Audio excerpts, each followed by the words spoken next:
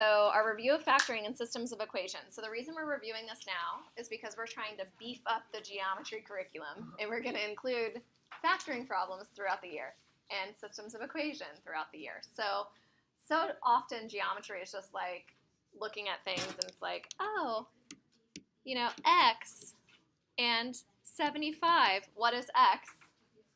75, right, by corresponding angles. Isn't that so easy? We don't want easy questions like that. We want questions that challenge us. We want things like x squared minus x equals 75, right? We want hard ones. We don't want to be able to just find x right away, so we're going to have some challenging questions. All right, so number one, so it says factor the trinomials to solve the equations. So since it says solve the equation, I need x equals a number in the end. I have to go all the way down, okay? So here I go. So I have 3y squared minus 2y minus 5 equals 0. So we know that when we factor, we're just doing the reverse of FOIL. So our first two terms need to multiply to be 3y squared. So I need 3y and y. Now my last terms need to multiply to be negative 5. So I can put that 5 and 1 in two different places. I could put the 5 on the outside and the 1 on the inside. But when you do, you're always thinking about your outer and inner swoops. This makes 15y, and this makes 1y. Can I combine those to get negative 2y? No. So if you try something and it doesn't work, I always say to just cross it out. That's fine. You can cross it out. That's always good for me as a teacher because then I see that you tried something that didn't work. Instead of like so many people with factoring, they just like erase the whole thing and then they turn in the page with that whole problem blank. I'm like, well, now I can give you no points. Like, write something. All right, so if you cross it out, it's fine. But now can you tell where your 5 and 1 have to go? Yeah, they have to go inside for 5, outside for 1. And we can check. We have 3y and we have 5y. We need them to combine to be negative 2, so I need a negative 5y and a positive 3y. Does that make sense? And I set it equal to 0. I should have erased this because now I ran out of room. That's all right. I did my loops too big, didn't I? I'm going to be sneaky and I'm going to move everything up. Don't you guys wish you could just do this on your paper?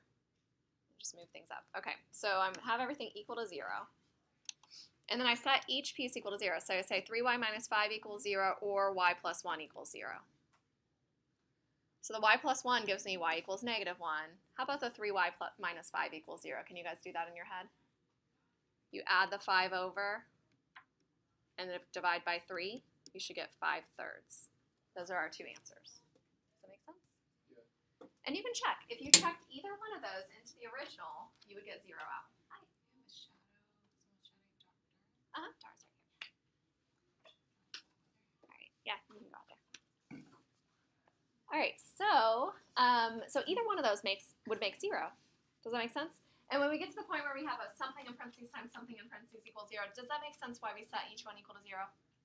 If I gave you like 2y equals 0, what does y have to be? 0. It means one of those things in parentheses has to be 0. So those are both solutions. Both of them make it equal to 0. All right, so let's try the next one. So I have 6x squared minus x minus 2. I don't need 1x. I could just have minus x there. All right, my factors of 6x squared could be 6 and 1, 2 and 3. I typically tell my students to use the ones that are closer together. Like I would try the 2 and the 3 first. Okay. Usually when it's the bigger numbers, like we call these the extremes, like 6 and 1, the number in the middle is often pretty big. So I try those smaller ones first, the ones closer together. All right. So I need a negative 2 on the end. So my only options are 2 and 1, right? Okay. As you're learning factoring, and this is something we'll talk about a lot. Girls, are you paying attention back there? As we do this, I want you to always think about GCFs. Look at this original problem, 6x squared minus x minus 2. Is there a greatest common factor, something that I can pull to the front?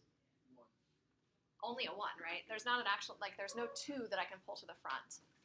Okay, that means that I cannot possibly put a 2 right here because I didn't have a GCF of 2 here, so I'm not going to have a common factor of 2 there. It's like saying that, let's say, I don't know, like if 7 went into a factor of 100, it doesn't go into 100, right? If 7 goes into 21, then 7 has to go into the bigger one as well. It has to go into like 105, a multiple of 21. Does that make sense? So if 7 doesn't go into 10, it's not going to go into 100 either. That's kind of the same thing. All right, so I can't put the 2 there. Do you guys understand that? Yeah. That is a crucial component of understanding how to factor because it eliminates a lot of your possibilities. So I can only put the 1 here and the 2 here. Now check your outer and inner swoop. Do they combine to be -1, or can they combine to be -1? Yeah, so I have 4x and I have 3x. If I have a negative with the 4 and a positive with the 3, I'm good to go. So I need a negative and a positive. Does that make sense? Yeah. So then I set each piece equal to 0. So 2x plus 1 equals 0. 3x minus 2 equals 0. Think about it in your head. You guys can all do this in your head without writing the transition steps. X equals, what do you think? -1/2, perfect. And then x equals 2/3. Can you guys all do that? Cam, can you do that? Add the 2 over, divide by 3. Do that all in your head. Good. All right, so let's try the next one. All right, this time everything's not on one side. So I have people that tried to like factor here, and they're like, oh, something times something equals 20. We cannot do that. It always has to be equal to 0 because there's an infinite number of things that multiply to 20. So I know you guys are like, but 1 and 20 and 2 and 10 and 4 and 5, that's not an infinite number of things, Mrs. Cox. Mrs. Cox, yeah. It means that they're all multiples of 2. They are all multiples of 2. Yeah, we'll use that. But if I'm trying to think about 20, like I could do this. 20 over 3 times 3. That also multiplies to be 20, right? Does that make sense? So we always have to have it equal to 0 in order to do this. So we're going to subtract the 20 over, and then Maya's saying that we have all of these are multiples of 2. So that's going to help us. So I'm subtracting the 20 over. And not only are they multiples of 2, what else can I take out? Like, can I go bigger than 2? 4. Yeah, 4. Do you guys see it? I can divide by 4. So I pull a 4 out to the outside of the parenthesis. So I had 4 times 2z squared minus 9z minus 5 equals 0.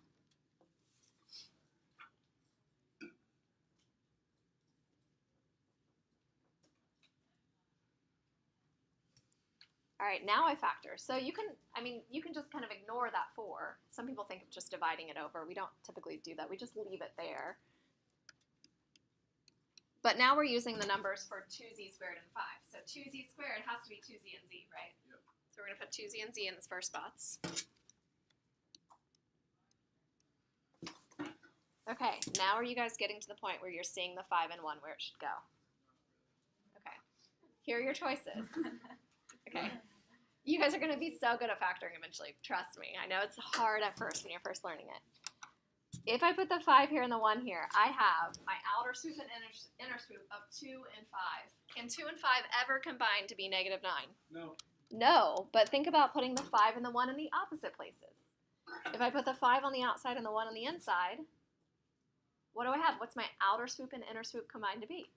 I have 10 and 1. Can those combine to be -9? Yeah. So which one's negative and which one's positive? -5. Yeah, the negative goes with the 5 and the positive goes with the 1. Perfect. So when I set each piece equal to 0, I could set that 4 equal to 0. But that 4 equal to 0 is doing nothing for me. So I can just kind of cross it out. Now, if that had been 4x equals 0, if you could pull out an x, would that matter? Yeah, then x could be 0, right?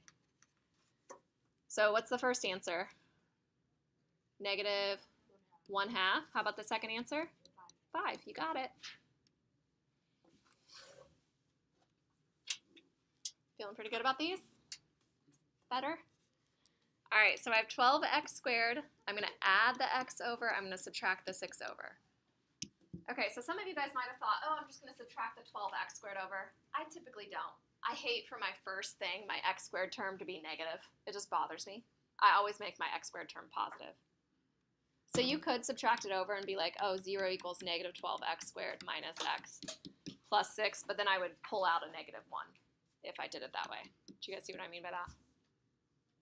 Okay, so I typically don't like my first term to be negative. All right, and then I start factoring. Now this is definitely going to be one where that GCF thing is going to come in handy. Okay, think of my factors of 12. What 2 factors are closest together? So I have 12 and 1, 2 and 6, 3 and 4, right? So let's try those first. 3x and 4x. All right, now with 6, I have 1 and 6, 2 and 3. So think about where I'm going to put these 2s and 3s. Can I put the 3 right here? No. Why? It does equal 12 in the 3 and 2, but then, I don't know, maybe. Could I do this? Remember what I told you is the key to factoring? I mean, there's lots of keys to factoring. Always knowing the outer and inner combined to be the middle. One of the keys to factoring is to think about the GCF thing. Look there. What do they have in common? 3. A 3. Did I have a 3 in common here? Could I pull a 3 out? No, because I had a 1x squared or 1x in the middle, right?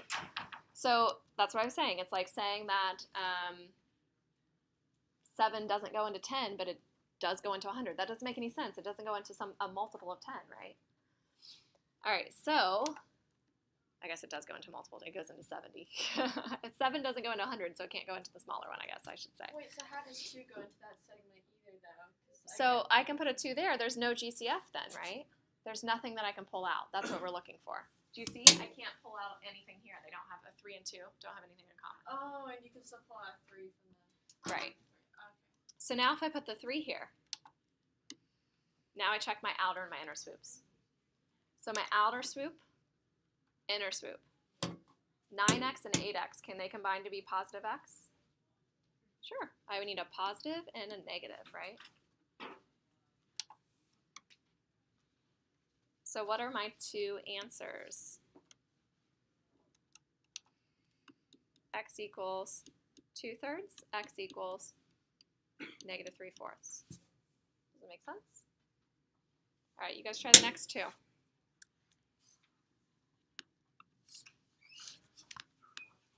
All right, how did you guys do? I finished the second part. All right, so we have 10x squared minus 61x plus 6. Do I have a GCF, something I can pull out originally? No GCF because that's 61, right? All right, so I start doing my parentheses, and I think about my factors of 10x squared. I could do 5x and 2x. So let's say I try that, 5x and 2x, because those are closer together. Did it end up working for you? No, because if I want to multiply to be 6, I could do, what are my choices for 6? I could do 1 and 6 or 2 and 3.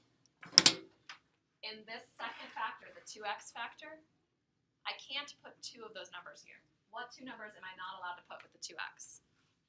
So I can't put 2. What else can I not put there? 6. And why is that? Because there's a greatest common factor, and we didn't have a greatest common factor in the first polynomial, right, in our original polynomial. So I can't put those there. So I can only put 3 or 1 with it. So let's try the 3 and the 2. When I check my outer and inner, are they going to be anywhere close to negative 61? Nope. No, I have 15 and 4. There's no way to get 15 and 4 to add to be that 61, right, negative 61. So I'm not close. So then we can say, well, what about if I had 5x and 2x and I tried that 1 and 6? Well, I can't put the 6 here, but I could put it with the 5. Is that going to be close to it? No, it's only 5 and 12. Okay, so that's what I was saying is I often check the ones that are closest together. Like I try the 2 and the 3 factors first, unless I notice that that number in the middle is huge. Do you see how it's 61? I just want to say hi to Dara. Do you know her already? So I do 10x and x, or not 10x and x. Yeah, let's try 10x and x. So we tried our 5 and our 2, right? Didn't work for any of them, so you can cross those out. So let's try our 10x and x. Are you guys starting to see the outer and inner concept? We need their outer and inner to combine to be negative 61. Yeah. Where does the 6 have to go? Inside or outside? Outside. Outside. It has to go with that 10, and the 1 is in the middle. And they both need to be negative, right? Does that mess up our last line to multiply to be positive 6? No. Nope. They multiply to be positive 6, so we're good. So we set each one equals 0, and we get x equals 1 over 10, and we get x equals 6. Those are our 2 answers.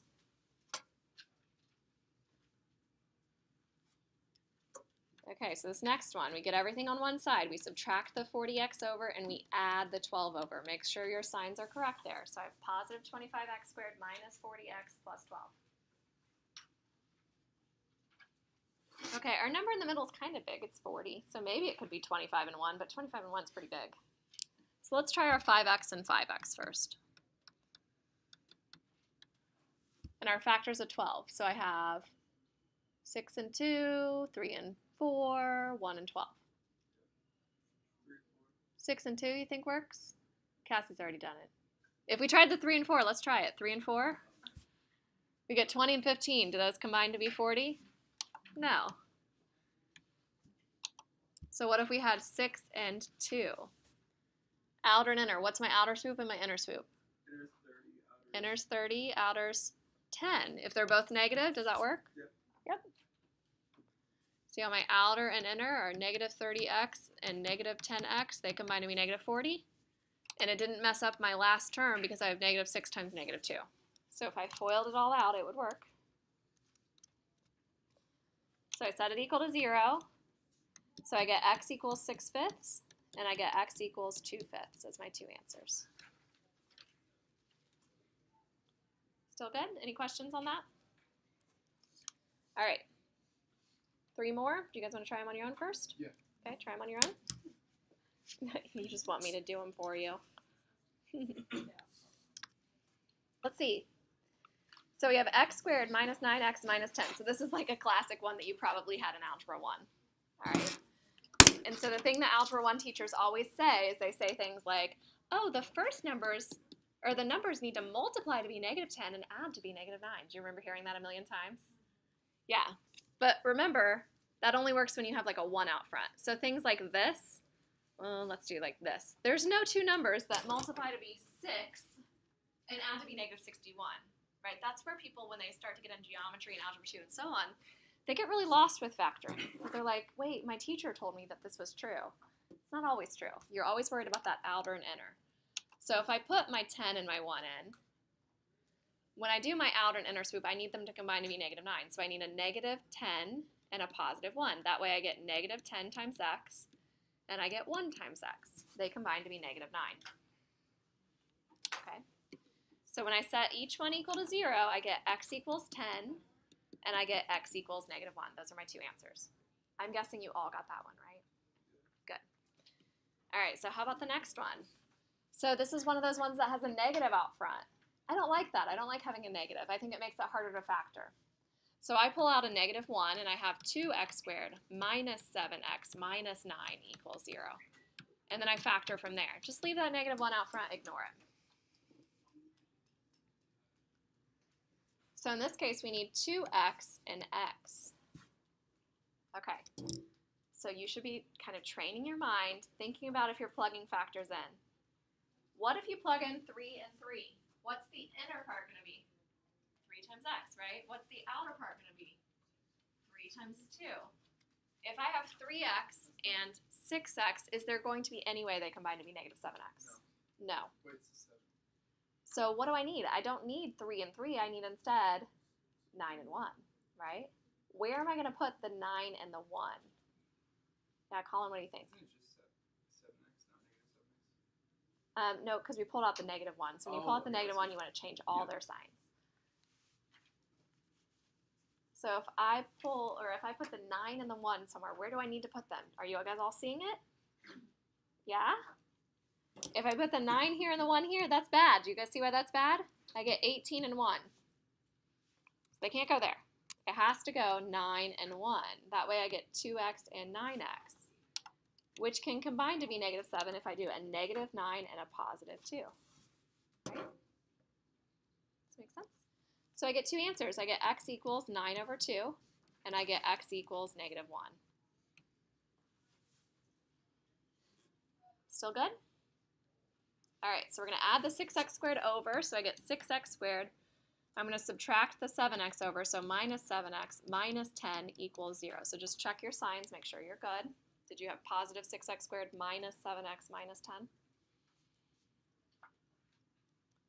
All right, this is a good one for the GCF stuff. So if I do like 3x and 2x,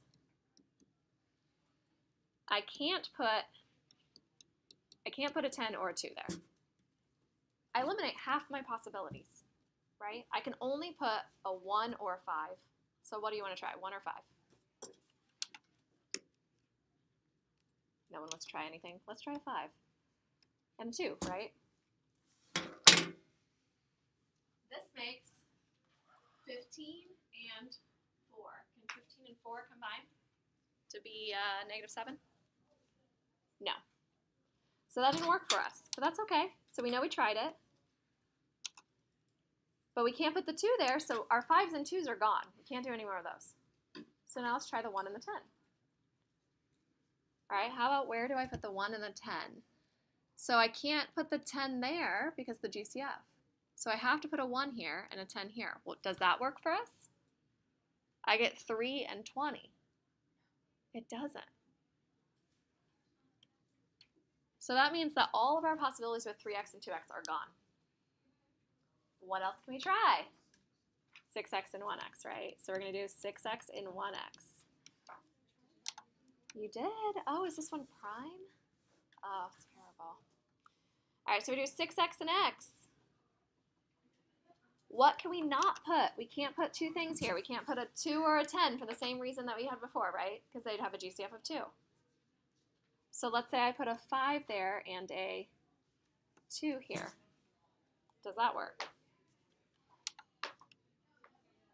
12 and 5, can those combine to be -7? Yeah, so I need a negative with the 12 and a positive with the 5. Does that mess up our signs at the end? Positive 5 times -2, does that make -10? Yeah, so we're good. I always check that just in case. Sometimes things are prime, meaning there are no factors. Do you know what prime numbers are? Prime numbers have only factors are 1 in itself. Polynomials are like that too. If there's something that's prime, do you guys know how you solve it? If you can't factor it, no one remembers this from Algebra 1. If you couldn't factor, what did you do? You just wrote no solution. Done, can't do it. You do the quadratic formula. Right. Did you remember that to a song? Did you guys use a song? Yeah. Yeah? To Pop Goes the Weasel. I teach my students to get low, just because it's funny. So I won't sing it because it's terrible, but there's a YouTube thing that teaches you how to do the quadratic formula to get low. So it's terrible. But that's how my students know it. There's also the Notre Dame fight song. There's lots of them. All right, so here we go. So are we good with factoring? Better? All right, practice makes perfect. So if you're having trouble with factoring, the more you practice, the better you get. I mean, it applies to sports, right? The more you practice, the better you get. It applies to life. It applies to math. The more you practice, the better you get. So you'll have some problems to practice for homework. All right, so let's do the systems of equations. So substitution or elimination. So these ones I thought you were much better on when we did the PSAT review. So it says find the solution to each system using substitution or elimination. So elimination is when you add, you line the x's up, line the y's up, and try to add straight down to get rid of things. Okay, this one is already solved for y. See how it's like y equals x minus 4?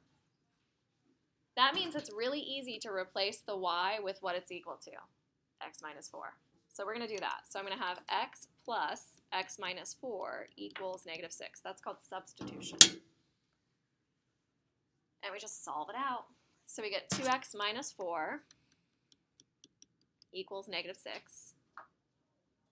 We add the 4 over. And we divide, so we get x equals -1.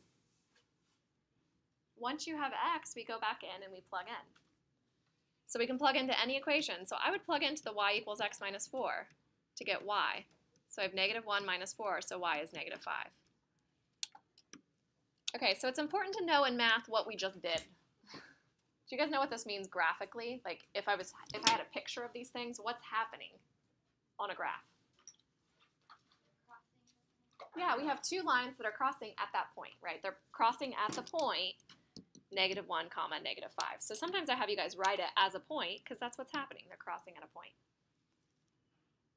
Now, could I do this with parallel lines? Sure. I could have things that say 2x minus y equals 5, 3x plus 4 equals 2, right? And then you have this, or not equals 5, what am I saying?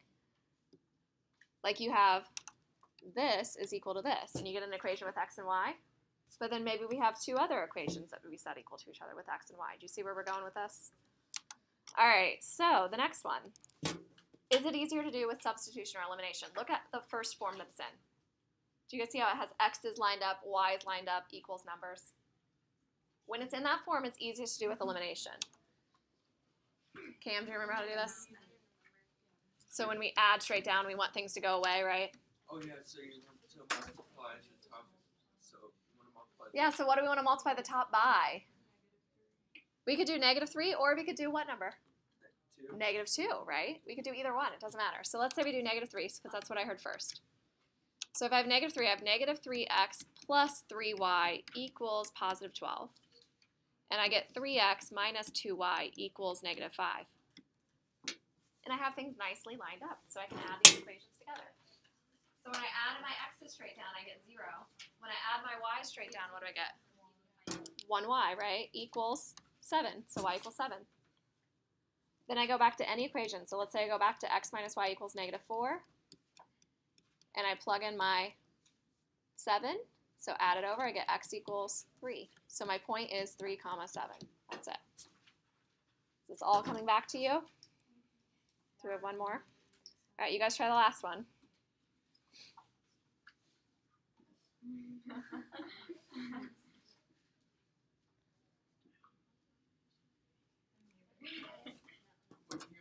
Yep.